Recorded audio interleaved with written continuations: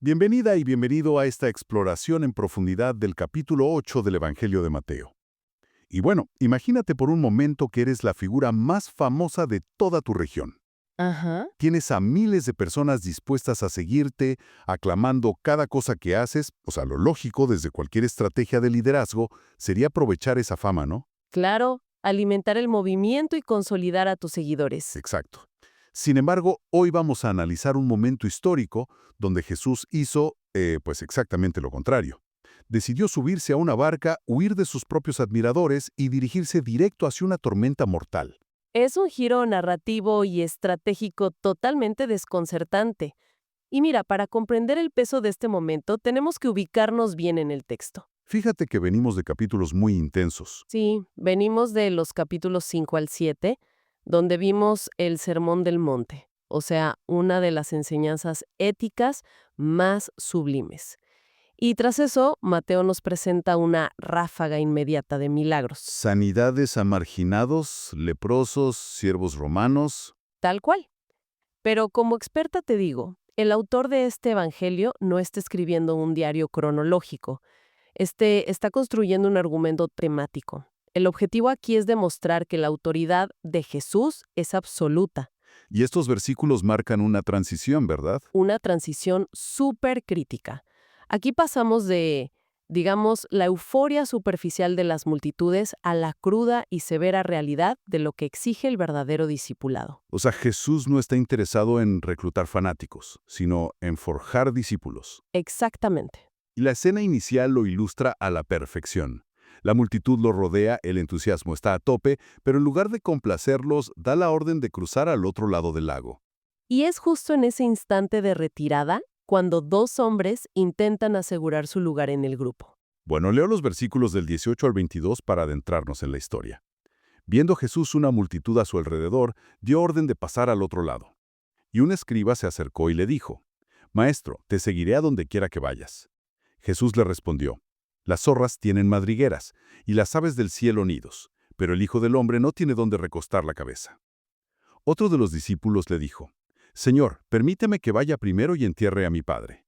Pero Jesús le contestó, «Ven tras mí, y deja que los muertos entierren a sus muertos». ¡Wow! El primer personaje es fascinante. Hablamos de un escriba. La élite intelectual, ¿cierto? Sí, sí, sí. En la sociedad judía del primer siglo, los escribas eran los expertos legales y teológicos. Que un hombre de esta posición ofrezca abandonar su estatus para seguir a un rabino itinerante es en papel una victoria inmensa de relaciones públicas. Una declaración súper audaz. Pero Jesús perfora esa burbuja de entusiasmo emocional de inmediato. Al responderle sobre las zorras y las aves, expone la dura realidad de su ministerio. D.A. Carson y R.T. France nos ayudan a ver que no le está diciendo simplemente que hay poco presupuesto. ¿Ah, no? No, está revelando una condición de absoluta vulnerabilidad y, bueno, de falta de hogar. En el mundo antiguo, tu identidad y tu protección estaban ligadas a tu propiedad. Claro, a la estructura familiar. Exacto. Seguir a Jesús implicaba convertirse en un nómada, renunciando a las comodidades que incluso los animales salvajes tienen por instinto. O sea, es como el equivalente moderno de descargar una aplicación nueva de inversiones, ver los términos y condiciones y hacer clic en acepto rapidísimo sin leer la letra pequeña. Totalmente. El escriba vio la gloria de los milagros y firmó mentalmente el contrato. Y Jesús le pone el documento en la cara y le dice, lee bien. Esto significa dormir a la intemperie. Si no intenta venderle una ilusión romántica. Y esa misma transparencia implacable es la que aplica con el segundo hombre. Que ahí la situación se vuelve más compleja. Mucho más, porque involucra los lazos familiares más sagrados. Y aquí mira, tengo una objeción válida que creo que muchos sienten al leer esto. El hombre pide algo que parece el deber humano más básico, ir a enterrar a su padre. La respuesta de Jesús de dejar que los muertos entierren a sus muertos suena hoy súper insensible. Casi cruel, ¿no? Sí, esa es la reacción natural desde nuestra óptica occidental. ¿Por qué negarle a un hijo en duelo el derecho de ir al funeral? Es que ahí está la clave. Si nos sumergimos en las costumbres funerarias del Medio Oriente de esa época, el panorama cambia drásticamente. Si el padre acabara de fallecer, el hijo ni siquiera estaría ahí en la multitud. Ah, estaría con la familia. Claro, la ley judía exigía que el cuerpo fuera enterrado el mismo día antes del atardecer. La frase, déjame que vaya primero y entierre a mi padre, era un modismo cultural bien conocido. Oh, ya veo. No significaba preparar un funeral para mañana. Expresaba el deseo de quedarse en casa, cuidar del padre hasta que eventualmente, en años quizá, falleciera. O sea, el padre probablemente gozaba de perfecta salud. Exacto. El hombre estaba diciendo, quiero seguirte, pero todavía no. Ponme en pausa hasta que asegure mi herencia. ¡Wow! Reconocía que seguir a Jesús era lo correcto, pero ponía sus propias condiciones. Así es.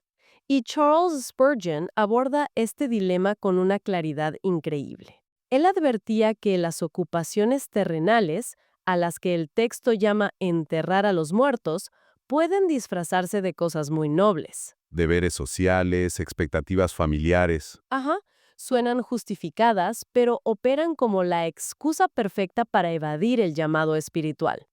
Jesús establece que el reino tiene prioridad absoluta. No hay espacio para un discipulado con condiciones. Ninguno. El peligro no es rechazar el llamado, sino posponerlo con excusas razonables. Y la historia avanza rapidísimo. Justo después de establecer, en tierra, que seguirlo cuesta toda seguridad, Jesús los lleva al mar. Lo somete a un examen práctico. Y aterrador. Leo los versículos del 23 al 27.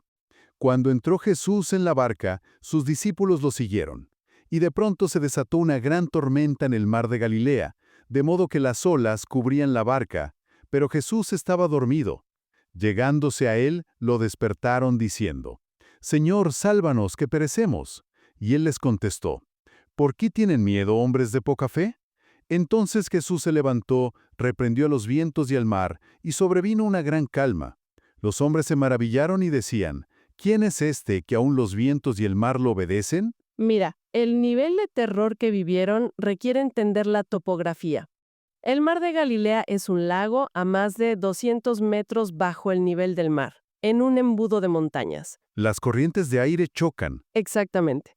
El aire gélido baja y choca con el cálido del agua. Resultado, tormentas de una violencia explosiva en minutos. Y muchos ahí eran pescadores profesionales. Si ellos gritaban que perecían, es porque la cosa era en serio. Era una catástrofe inminente. Como señala A.B. Bruce, el contraste es dramático. Tienes olas cubriendo la barca, madera crujiendo. El pánico absoluto. Y el detalle más disonante, Jesús profundamente dormido. Ese contraste es la clave teológica. Y lo más revelador sucede cuando lo despiertan.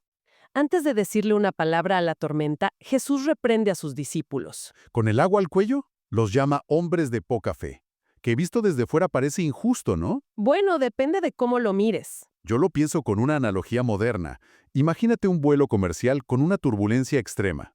Todo se sacude, la gente grita, pero logras asomarte a la cabina y ves al piloto tomando una siesta plácida. Claro, Esa calma del piloto te dice que la nave no está en peligro real.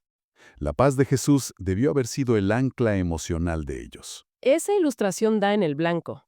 El problema es que calcularon el peligro basándose en el tamaño de las olas, olvidando quién estaba viajando con ellos. Y este evento encierra una dimensión más profunda. ¿En qué sentido? En la cosmovisión del Medio Oriente antiguo, el mar no era solo agua, era el símbolo definitivo del caos indomable y de las fuerzas del mal. Ah, o sea que adentrarse en la tormenta era enfrentarse a la muerte misma. Sí, por eso Adam Clarke y otros teólogos identifican en esta tormenta marcas de una hostilidad que va más allá de lo meteorológico. ¿Te refieres a un ataque espiritual directo? Exacto. Satanás es llamado el príncipe de la potestad del aire.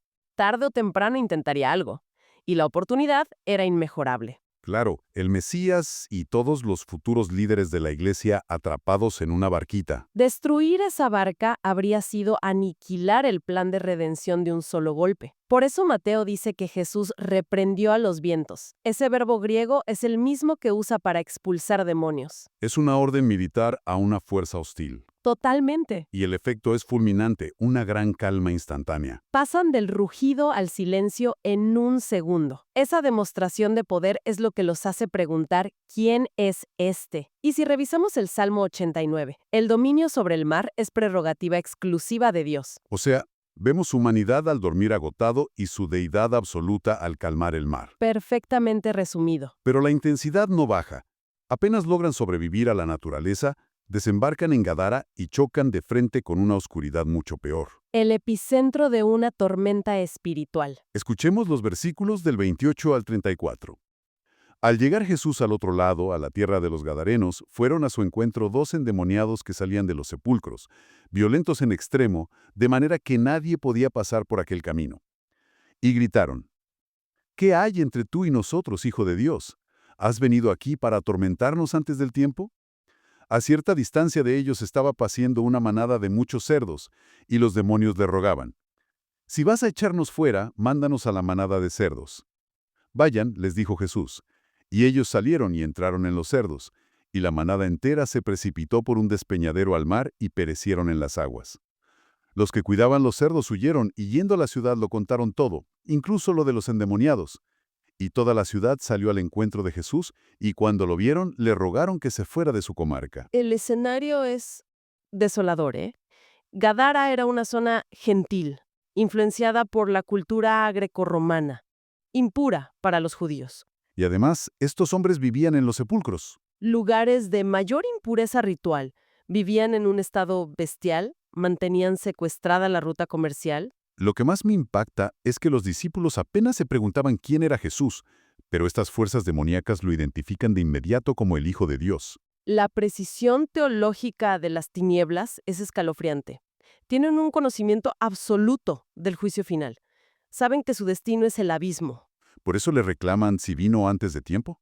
Sí, saben que su periodo para causar daño tiene un límite de tiempo marcado por Dios. Y esa urgencia es lo que los hace pedir entrar en los cerdos, ¿no? Exacto. Los espíritus malignos aborrecen la inactividad. Su única meta es destruir, y al entrar en los cerdos desatan una estampida suicida. Es una imagen súper gráfica. Donde operan estas fuerzas, solo hay aniquilación. Pero a ver, aquí llegamos a un punto de fricción fuerte para cualquier lector moderno. La muerte de esos cerdos es una catástrofe económica brutal para Gadara. ¿Por qué Jesús permite que se destruya el sustento de toda una comunidad? Es un cuestionamiento súper válido, pero revela cómo nuestras prioridades chocan con las del reino. ¿En qué sentido? A los ojos de la eternidad, el valor inmenso de una sola vida humana empequeñece cualquier ganancia comercial. Como señalaron Adam Clarke y Matthew Poole, la liberación de estos hombres justificaba sobradamente la pérdida económica. Spurgeon tenía una frase sobre esto, ¿verdad? Sí, Spurgeon dijo con su estilo directo: los cerdos prefieren la muerte a la maldad. El diablo lleva a sus cerdos a un mal mercado. ¡Wow! ¡Qué frase! La muerte de los animales fue una evidencia empírica de la posesión y validó la sanidad. Ese era el destino que los demonios querían para los hombres. Uno pensaría que ver a estos dos hombres, antes aterrorizantes y ahora sanos, provocaría una fiesta en Gadara.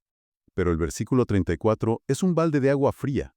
Le ruegan unánimemente que se vaya. Es la tragedia más profunda de esta historia. La reacción de los gadarenos expone nuestra naturaleza frente a la santidad. Su cálculo fue puramente financiero. Les dolió más el bolsillo. Exacto. Convivir con la miseria en las afueras de su ciudad era un mal que toleraban, mientras sus negocios no fueran afectados. La santidad absoluta se volvió una amenaza.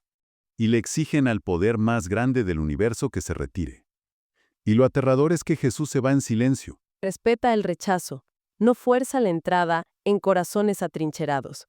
Si sintetizamos todo este capítulo 8, Jesús nos confronta radicalmente. No es un maestro complaciente. No, es el rey que domina los elementos y aterra a los demonios, pero muestra una mansedumbre sobrecogedora ante la voluntad humana.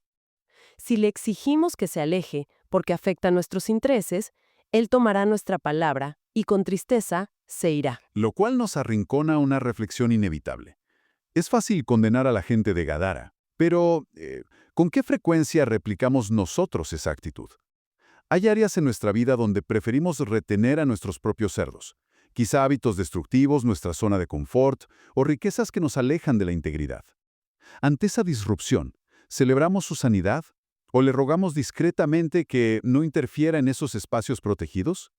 Es imperativo preguntarnos si no le estamos pidiendo al Creador que abandone nuestro territorio. Totalmente de acuerdo. Es una pregunta que debemos llevarnos hoy. Y bueno, eso ha sido todo por el estudio de hoy. Si este estudio ha sido de bendición para ti, Dale me gusta al video y suscríbete al canal para no perderte futuros estudios. Y si crees que alguien más podría beneficiarse de este mensaje, no dudes en compartirlo. Así nos ayudas a llegar a más personas. Que Dios te bendiga y te haya hablado a través del capítulo de hoy. Hasta la próxima exploración en profundidad.